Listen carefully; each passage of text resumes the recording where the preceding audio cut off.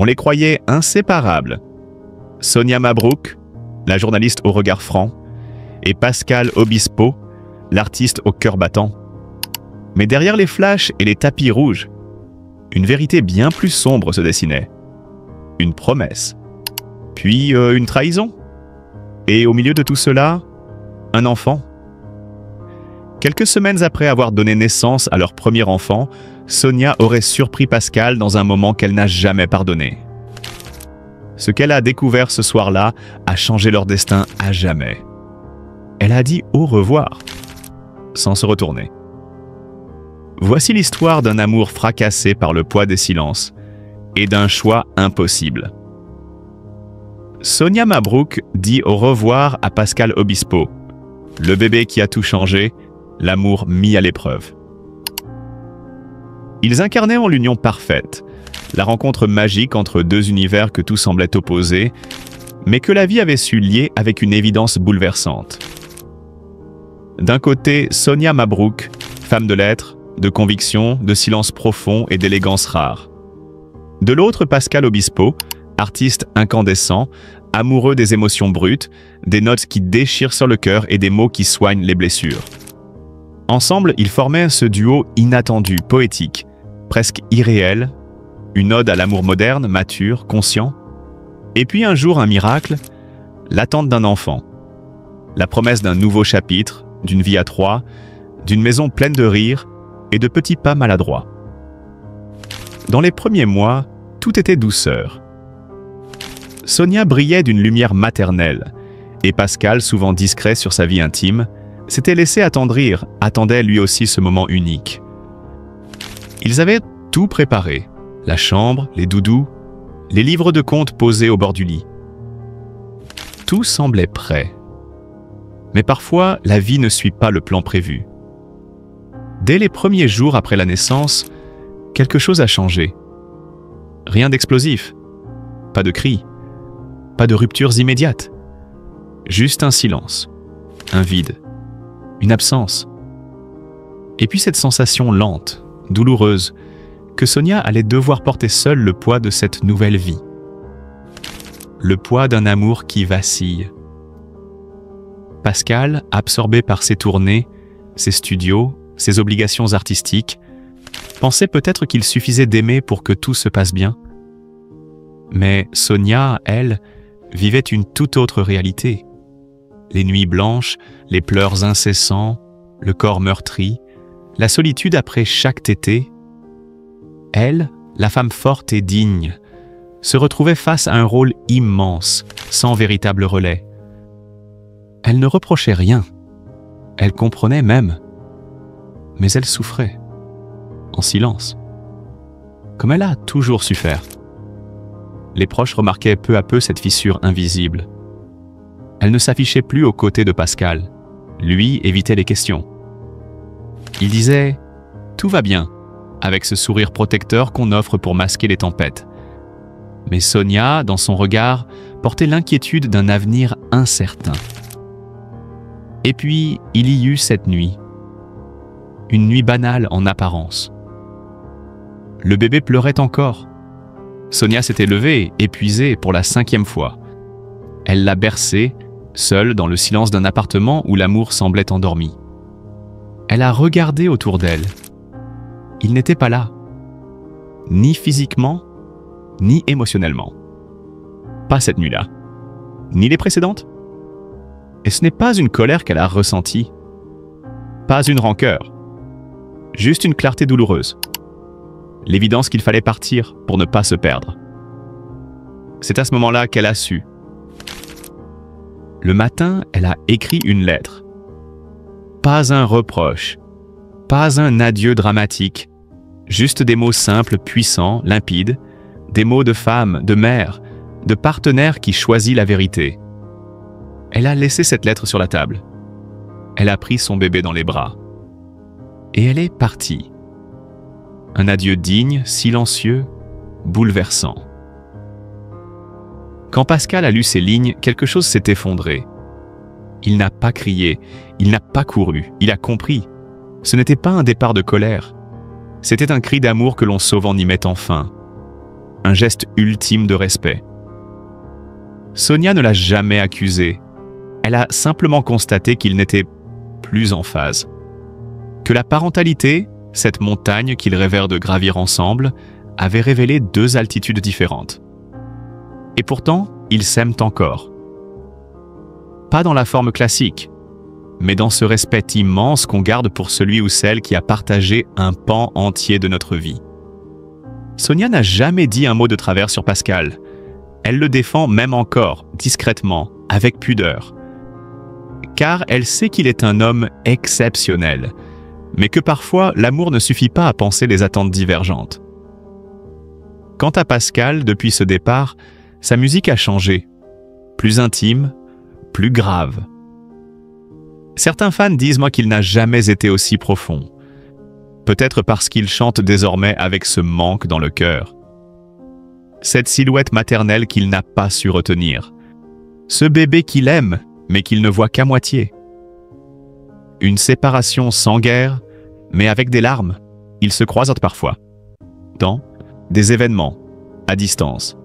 Un regard, un hochement de tête, un sourire triste. Mais un lien toujours. Un lien que même l'absence ne peut dissoudre. Leur enfant. Ce petit être qui a bouleversé leur monde et qui, sans le vouloir, a mis à l'épreuve leur amour. Aujourd'hui, Sonia avance, seule mais droite. Elle continue son travail journalistique avec la même rigueur. Elle élève son enfant avec une tendresse infinie. Elle ne se plaint pas. Elle raconte rarement, mais elle inspire. Elle incarne ces femmes de l'ombre, fortes, blessées, mais debout. Elle n'a pas fui, elle a choisi. Et ce choix, elle l'assume, avec noblesse. Et Pascal, de son côté, compose. Peut-être compose-t-il pour elle, pour lui, pour ce bébé, pour cette nuit, pour cette lettre. Il ne dira jamais tout. Les artistes sont ainsi. Mais dans ces mélodies, ceux qui écoutent avec le cœur sauront reconnaître les silences de Sonia, les larmes qu'on devine entre deux notes, les regrets sans rancune. Un amour brisé, mais pas détruit. Car parfois, il faut savoir dire au revoir à celui qu'on aime pour rester fidèle à soi-même. Et dans ce choix déchirant, ni Sonia ni Pascal ne sont à blâmer. Ils sont à honorer. Car ils ont vécu un amour vrai, intense, qui n'a pas survécu à la réalité, mais qui reste, à jamais, inscrit dans les cœurs. Et c'est cela, au fond, la grandeur. Aimer, perdre, mais rester digne. Comme eux. Sonia Mabrouk et Pascal Obispo, deux êtres d'exception, séparés par le destin, unis par l'éternité. Il ne l'a plus jamais regardé comme avant. Il y a des histoires d'amour qui naissent dans un éclat de lumière, qui commencent dans un feu d'artifice, avec des regards intenses, des promesses murmurées entre deux soupirs, et cette impression vertigineuse que rien ne pourra jamais ternir cette fusion. Sonia et Pascal étaient menaçants de cela. Ils s'étaient rencontrés lors d'un vernissage, dans une galerie modeste du centre-ville. Lui, cadre supérieur dans une entreprise de design. Elle, étudiante en histoire de l'art. Leur échange avait été bref, mais intense. Une évidence. Une étincelle. Très vite, ils s'étaient installés ensemble. Et leur vie s'était construite sur des bases que l'on croyait solides. Complicité, passion, projets à deux. Le genre de relation qui donne envie d'y croire. Qui fait rêver les amis, qui rassure les parents. Ils voyagèrent souvent, s'envoyèrent des messages en pleine journée juste pour dire « Je pense à toi » et rêvèrent d'avoir un jour une petite maison, un chien et un bébé. Ce bébé qui justement viendrait tout bouleverser. Lorsque Sonia tombe enceinte, c'est l'euphorie. Pascal l'enlace dans la cuisine, rit comme un enfant, l'appelle « maman » sur un ton tendre et taquin. Il vient à tous les rendez-vous médicaux, filme les échographies, colle des post-it de soutien partout dans la maison. Le bonheur semble total. Et Sonia, malgré les nausées, les douleurs lombaires, les nuits agitées, se sent aimée, entourée, protégée. Mais cette parenthèse enchantée allait bientôt s'effriter, doucement, sournoisement. Le jour de l'accouchement, Sonia pleure en tenant leur fils dans ses bras. Pascal aussi. Il prend des photos, tremble d'émotion, embrasse le front de sa compagne. Il dit « Tu es incroyable, je t'aime ». Et dans cette salle d'hôpital au néon pâle, ils pensent vivre l'un des plus beaux moments de leur vie. Ce qu'ils ignorent, c'est que ce moment sera aussi le début d'un lent glissement vers l'inconnu. Les premières semaines sont chaotiques, comme pour tous les jeunes parents. Mais très vite, quelque chose change. Et ce quelque chose, c'est le regard de Pascal. Ce regard qu'il avait si longtemps posé sur Sonia, un regard rempli de désir, de fierté, d'admiration, s'efface. Il ne la contemple plus. Il l'observe à peine, il la regarde, sans la voir. Sonia, elle, le ressent immédiatement. D'abord, elle pense que c'est la fatigue. Puis elle s'accuse elle-même. Son ventre n'est plus plat, ses cernes se creusent. Elle n'a plus le temps de se maquiller. Elle se dit « Il faut que je fasse un effort ». Mais le problème n'est pas là. Le problème, c'est l'indifférence qui commence à s'installer. Pascal ne dit rien, mais tout en lui parle. Ses silences, ses regards fuyants, ses gestes devenus rares. L'intimité s'efface, remplacée par une politesse froide. Quand Sonia tente d'ouvrir son cœur, de parler de sa fatigue extrême, de ses sautes d'humeur, de sa peur de ne plus être désirable, il répond d'un ton sec. « T'exagères, tu te plains tout le temps. » Elle encaisse, elle s'épuise. Elle pleure parfois, mais discrètement, pour ne pas déranger. Pascal n'est pas méchant, il est juste absent. Présent physiquement, oui, mais émotionnellement détaché. Il s'occupe du bébé, il fait les courses, il coche les cases, mais il ne vit plus avec elle. Il cohabite, et Sonia, elle, devient une silhouette floue dans le décor de sa propre vie. La dépression post-partum, elle en entend parler à la télé, mais elle n'ose pas l'évoquer, de peur d'être jugée, de peur de passer pour faible, et surtout de peur que Pascal ne la regarde encore moins. Elle fait semblant. Elle sourit aux visites, elle poste des photos où tout semble parfait. Et pendant ce temps, l'intérieur d'elle-même s'effondre. Ce qui la tue, ce ne sont pas les disputes. Il n'y en a presque pas. Ce qui la tue, c'est ce vide entre eux. Ce vide qui grandit comme une mer entre deux continents.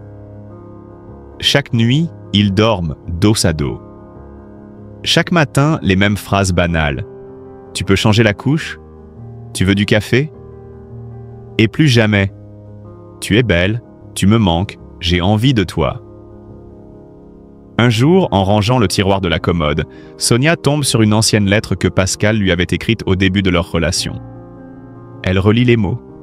« Tu es mon soleil », écrivait-il, « mon évidence. » Elle pleure. Longuement. Elle comprend que ce regard-là, celui qui la faisait se sentir unique, n'existe plus.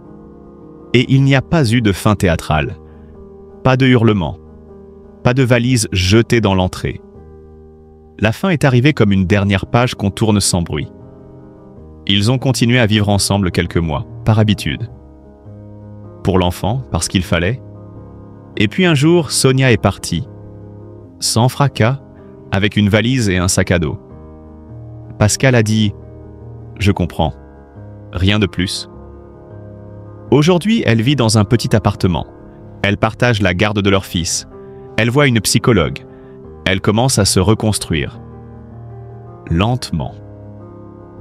Elle apprend à se regarder dans le miroir sans se juger, à se faire du bien rien que pour elle, à se dire qu'elle mérite mieux qu'un amour qui disparaît à la première cicatrice. Pascal, lui, vit toujours dans leur ancien appartement. Il publie parfois des photos de son fils. Il sourit. Mais personne ne sait ce qu'il ressent vraiment. Peut-être regrette-t-il. Peut-être continue-t-il à vivre sans vraiment comprendre ce qu'il a laissé s'éteindre. Mais ce que Sonia, elle, sait profondément, c'est que l'amour ne meurt pas toujours dans la violence. Il meurt parfois dans le silence, dans l'absence de regard, dans cette indifférence glacée qui transforme une femme aimée en fantôme. Et vous, qui écoutez cette histoire, avez-vous déjà vu ce regard s'éteindre? Avez-vous déjà ressenti le poids d'un amour qu'on ne prononce plus, d'un « je t'aime » oublié dans le vacarme du quotidien? Si oui, alors vous comprenez, Sonia n'est pas seule, elle est des milliers, des millions. Et un jour peut-être ce silence-là sera enfin brisé. Sonia et Pascal, le naufrage des promesses après la naissance. Il y a des histoires qui semblent écrites d'avance, comme une douce mélodie que l'on fredonne en pensant qu'elle accompagnera toute une vie. L'amour, le mariage, un enfant, la promesse d'un avenir construit à deux. Et pourtant, parfois, ces promesses s'effondrent comme un château de cartes, sous le poids du réel, des doutes et des choix personnels. L'histoire de Sonia et Pascal en est une. Un récit bouleversant où la naissance d'un enfant n'a pas apporté la lumière espérée, mais une ombre difficile à dissiper. L'espoir au creux du ventre. Avant l'arrivée de leur bébé, Pascal avait multiplié les assurances, comme pour se convaincre lui-même. Il avait promis à Sonia qu'il changerait, qu'il deviendrait l'homme, le père, le mari dont elle rêvait. Dans ses yeux brillait une sincérité apparente, un désir de renouveau. « Je serai là pour vous, pour notre enfant, pour toi. » Ces mots, Sonia les avait gravés au plus profond de son cœur, les transformant en espoir, en une attente pleine d'optimisme. Elle avait cru à ce tournant, convaincue que la naissance de leur fille allait faire éclore en Pascal une responsabilité nouvelle, un amour paternel indéfectible. Mais la réalité cruelle allait vite dissiper ces illusions. La naissance est le décalage irréversible. Le jour où leur enfant est venu au monde, Sonia a ressenti un bonheur intense, presque palpable. Une magie maternelle l'enveloppait, une sensation d'être porteuse d'un miracle. Mais derrière le sourire, une inquiétude commençait à naître. Pascal, lui, semblait à la fois là et absent. Sa présence se faisait de plus en plus sporadique. Derrière ces promesses se cachait un homme prisonnier de ses anciennes habitudes. Le théâtre l'appelait, les soirées se multipliaient, les nuits s'allongeaient loin du cocon familial. Le père qu'il avait promis d'être paraissait s'éloigner à chaque heure qui passait, comme emporté par un tourbillon égoïste et insatiable. Le poison de la trahison. Mais le pire n'était pas encore arrivé. Sonia, patiente et confiante, avait fait taire ses doutes, justifié les absences de Pascal par le stress de la nouvelle vie, le besoin d'espace, la passion intacte pour son métier. Jusqu'à ce qu'un soir, la vérité surgisse avec la violence d'un éclair. Ce qu'elle a vu, ce qu'elle a découvert, elle ne l'a jamais révélé, publiquement. Mais ce moment a scellé leur destin. Une trahison, une infidélité peut-être, un acte qu'aucune mère, aucune femme aimante ne peut pardonner. Sonia est restée silencieuse, les larmes retenues, le cœur brisé. Puis, dans un souffle presque inaudible, une sentence définitive. C'est fini. L'adieu d'une femme forte. Sans un mot de plus, Sonia a quitté la maison, emportant avec elle leur enfant et tous leurs rêves communs. Ce départ n'était pas un abandon, mais un choix courageux, une affirmation d'elle-même, une revendication de sa dignité bafouée. Elle n'a jamais cherché la vengeance, ni la confrontation.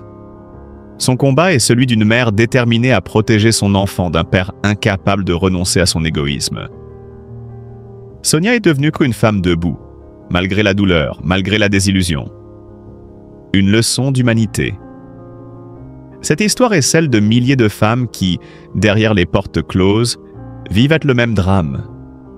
Elle nous rappelle qu'un engagement, surtout celui de devenir parent, ne peut se réduire à de belles paroles. Il exige constance, respect, présence. Que l'amour ne suffit pas toujours à réparer ce que la confiance brisée a détruit.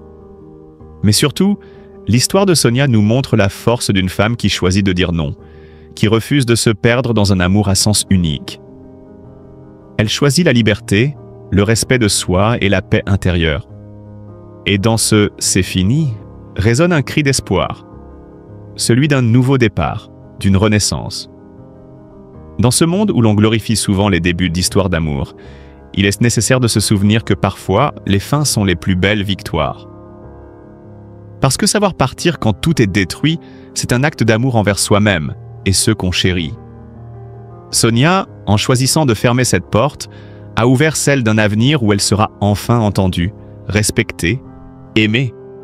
Non pas malgré les promesses brisées, mais grâce à la force qu'elle a trouvée pour les dépasser. Si cette histoire vous touche, n'hésitez pas à partager, à en parler autour de vous. Parce que derrière chaque départ, il y a une femme qui a décidé d'écrire sa propre histoire. Sonia Mabrouk et Pascal Obispo. Vérité ou simple rumeur? La réponse sans détour. Depuis plusieurs mois, un vent de rumeurs agite les sphères médiatiques. Sonia Mabrouk, la journaliste brillante et respectée, serait-elle en couple avec le célèbre chanteur Pascal Obispo? Une question que beaucoup se posent, mais à laquelle personne n'osait encore répondre franchement. Jusqu'à ce mardi 5 novembre, sur le plateau de l'émission L'Instant de Luxe, diffusée sur C8, où Jordan Deluxe a tenu à éclaircir ce mystère qui tenaille les fans et les observateurs. Dès les premières minutes de l'émission, l'ambiance est posée, presque électrique. Jordan Deluxe, animateur aguerri et récemment devenu père, ne tourne pas autour du pot. Il confronte Sonia Mabrouk, connue pour son franc-parler et sa rigueur journalistique, à l'inévitable question « Est-ce que vous êtes en couple avec Pascal Obispo ?» Et là, sans embâge, Sonia met fin à toute spéculation. Non, ce n'est pas le cas. Son sourire, à la fois malicieux et apaisé, tranche avec la complexité que la presse avait parfois prêtée à cette histoire. Depuis le mois de mai 2023, lorsque Paris Match avait publié ses fameuses photographies où on la voit en compagnie du chanteur à Cap-Ferret, le doute avait germé dans les esprits. Mais cette fois, Sonia remet les pendules à l'heure. Elle explique calmement. « Je comprends parfaitement que Pascal est démenti. Il a une famille, un enfant. » Puis, presque comme pour couper court à toute interprétation excessive, elle ajoute « Nous sommes simplement des amis. Je fréquente beaucoup de personnes du milieu artistique. Il en fait partie. Je refuse d'avoir à justifier à chaque fois que je suis photographié avec quelqu'un. » Cette déclaration, claire et directe, semble vouloir refermer ce chapitre qui, visiblement, n'a jamais existé. Depuis sa séparation d'avec le célèbre chef Guy Savoy en 2022, Sonia Mabrouk a toujours fait preuve d'une discrétion exemplaire concernant sa vie privée. Loin des projecteurs et des rumeurs, elle protège jalousement cet espace qu'elle qualifie de « porte fermée ». « Ce n'est pas quelque chose qui me dérange outre mesure », confie-t-elle. Mais il y a une porte que je garde verrouillée, celle de ma vraie vie personnelle. La franchir, ce serait trop compliqué. C'est une vérité que Sonia affiche avec une certaine sérénité, maîtrisant parfaitement l'art de la communication. Cette posture témoigne aussi d'un profond respect pour sa propre intimité, une valeur qu'elle revendique dans un monde médiatique, où la frontière entre vie publique et vie privée s'efface souvent dangereusement. Parallèlement, Pascal Obispo lui-même avait tenu à couper court aux rumeurs, dès juillet 2024. Sur son compte Instagram, il avait posté une photo touchante avec son fils, Swing, accompagné d'un message clair. À ceux qui envoient des messages malveillants et suspects, je leur laisse cette belle image avec Sian, mon fils unique que j'aime plus que tout au monde. Cette mise au point publique souligne combien Pascal Obispo tient à préserver sa vie familiale, rejetant fermement toute intrusion ou interprétation erronée quant à sa situation sentimentale. Le duo médiatique Mabrouk-Obispo illustre parfaitement à quel point, dans le milieu artistique et journalistique, les liens d'amitié peuvent être facilement mal interprétés. Il faut rappeler que les apparitions publiques côte à côte, les échanges amicaux ou même les collaborations professionnelles sont souvent amplifiées par les médias, jusqu'à créer un récit qui n'a parfois rien à voir avec la réalité. Alors, faut-il s'étonner que ces deux personnalités, toutes deux très exposées, soient la cible de telles spéculations? Sans doute pas. Mais ce que révèle cette intervention de Sonia Mabrouk, c'est un message de transparence et d'authenticité. Un rappel salutaire que la vie privée, même lorsqu'on est sous les feux des projecteurs, doit rester un sanctuaire inviolable. En somme, cette mise au point marque une victoire contre les ragots, mais aussi une forme de libération pour Sonia Mabrouk, qui désormais se défend de devoir répondre à chaque rumeur qui pourrait émerger. C'est une position ferme, mais pleine de sagesse. Alors, la prochaine fois que vous entendrez parler d'un prétendu couple Mabrouk-Obispo, souvenez-vous de cette soirée du 5 novembre 2024 sur C8, où la vérité a été dite, sans détour, avec élégance et lucidité. Pourquoi Pascal Obispo refuse-t-il catégoriquement de reconnaître sa relation avec Sonia Mabrouk? Il y a des histoires qui font trembler le microcosme médiatique. Des histoires où vérité et silence s'entrelacent dans un jeu d'ombres et de lumière. Celle de Pascal Obispo et Sonia Mabrouk en fait indéniablement partie. Depuis plus d'1 an, les rumeurs bruissent, les images circulent, et pourtant le chanteur de renom persiste et signe. Non, il ne veut pas officialiser ce qui unit pourtant son nom à celui de la journaliste. Mais pourquoi une telle obstination? Quel secret cache cette façade de déni, alors que la naissance de leur fille, le 26 juillet dernier, aurait dû bouleverser toutes les certitudes? C'est une histoire d'amour née sous les projecteurs, puis en partie cachée, qui révèle en creux la complexité d'une célébrité face à sa vie privée. Un été sous haute tension. La naissance révélatrice. La genèse de ce silence se trouve justement dans cet été qui a changé la donne. La journaliste Sonia Mabrouk, figure respectée et appréciée, a accouché d'une petite fille. Ce moment intime, pourtant sacré, est devenu un éclairage public sur leur relation. Contrairement à ce que l'on pourrait penser, Pascal